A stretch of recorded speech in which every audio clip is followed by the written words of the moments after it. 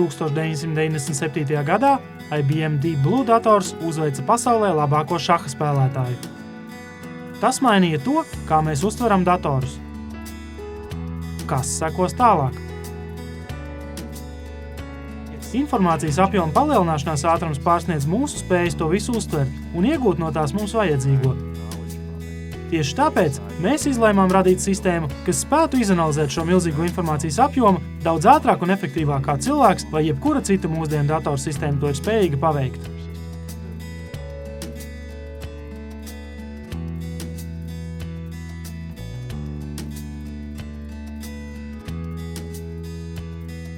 Watson ir jautājumu un atbilžu datorsistēma. Jautājumi var tikt uzdoti cilvēkam dabiskajā valodā, un tā kā sistēma ir apguvusi milzīgu informācijas apjomu no dažādiem dokumentiem un tekstiem, tad tā ir spējīga dot visai precīzu atbildi.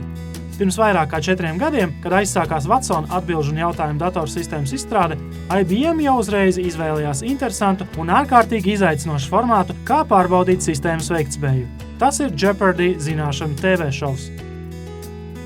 Kas ir Watson un kāpēc Jeopardy? IBM galvenokārt bija ieinteresēti izmantot Jeopardy šovu kā tādu rotaļu spēļu laukumu, uz kura varētu izveikt arī zinātniskus atklājumus.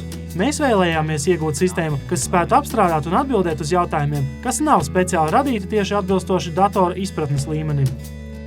Jeopardy zināšanu šovs patiešām atspoguļo dabīgo valodu. Jums ir tiešām jāsaprot angļu valoda, jāpazīst tās reģionālās atšķirības, jāpārvalda slengs, jāzina rakstības principi, lai vispār šo spēli varētu spēlēt. Katrs TV šova jautājums nebūtu nav tikai informācijas vienība. Jeopardy ir ASV ļoti populārs zināšanu TV šovs, kas ietver visdažādākā veida jautājumus par vēsturi, literatūru, mākslu, kultūru, zinātni, sportu, ģeogrāfiju, vārdu spēles jautājums un tā tālāk.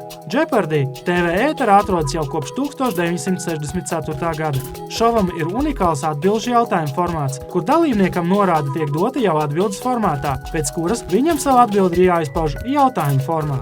Piemēram, ja norāde vēsta vācu autobūsu uzņēmums ar centrālo biroju Minhenē, Bavārijā, dalībniekam ir jāatbild, kas ir BMW. IBM dibinātāja Thomasa J. Watsona uzvārdā nosauktā sistēma Watson būtībā ir mākslīgā intelekta programmatūra, kas ir spējīga atbildēt uz cilvēciski dabīgā sarunvalodā uzdotiem jautājumiem, kas satur sarunvalodas izteicienus, semantisku valodas nozīmi, abstrahētus jēdzienus un tam līdzīgi.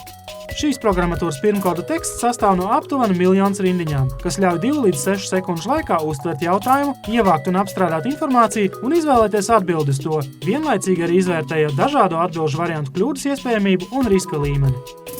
Watson sistēma ir balstīta uz 90 IBM Power 750 serveriem ar kopumā 2880 procesoriem. Watson rīcībā ir 16 terabaiti operatīvās atmiņas un 4 terabaiti cietā diska atmiņas, kurā ievietot informāciju aptuveni 1 miljona grāmatu apjomā.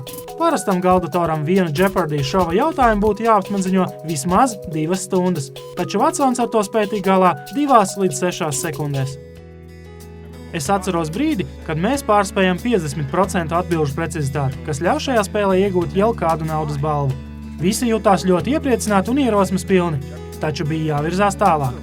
Jāsasniedz jauns līmenis, lai Watsons būtu līdzvērtīgs labam Jeopardy spēlētājiem, un tad jau ir nākamais līmenis, un tad jau atkal nākamais, un visbeidzot jau ir lielo čempionu līmenis.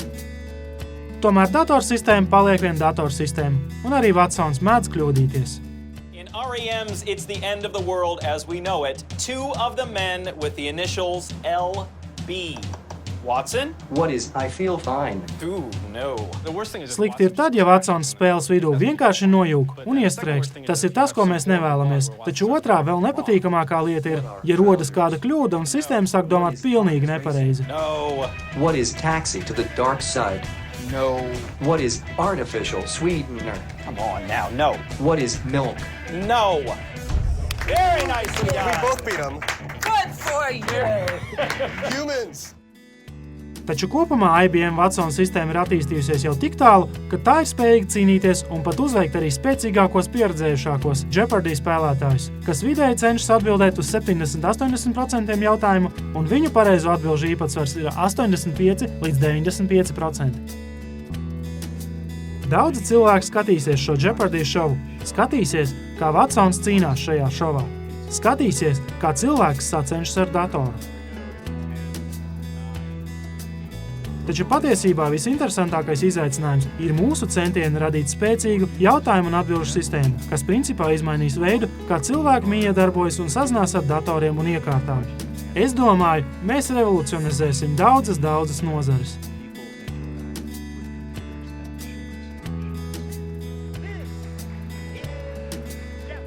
Es ticu, ka Watson sistēmā ir potenciāls pārveidot daudzas industrijas. Pasaulē pastāv tik daudz dažāda veida satura, un informācijas pārslodze ir mūsdienu aktuālā problēma. Pasaulē pastāv ļoti daudz dažādu datu. Sarežģītākais ir, kā no šī apjoma iegūt vajadzīgo informāciju, nevis tikai trokšņus. Lielākā daļa mūsdienu informācijas nav nekāda strukturizēta. Tas ir teksts, rakstīti vārdi, izrunāti vārdi.